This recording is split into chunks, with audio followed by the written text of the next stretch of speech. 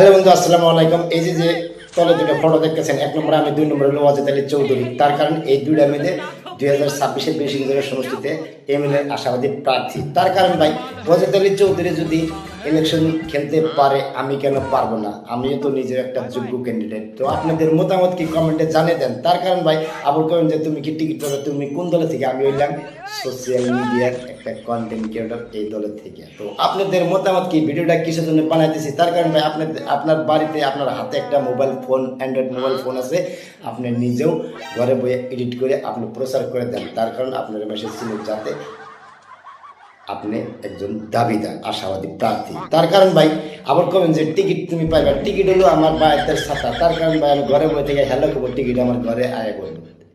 বিশেষ না, আপনারা এই ভিডিওটা প্রচার করে দেন, শেয়ার করে দেন। আমি 100% গ্যারান্টি টিকিট আনুন, আর 100% গ্যারান্টি আমি জিতব। আবার কবেন যে ডক্টর রেজা আমিন তুমি প্রচার করো।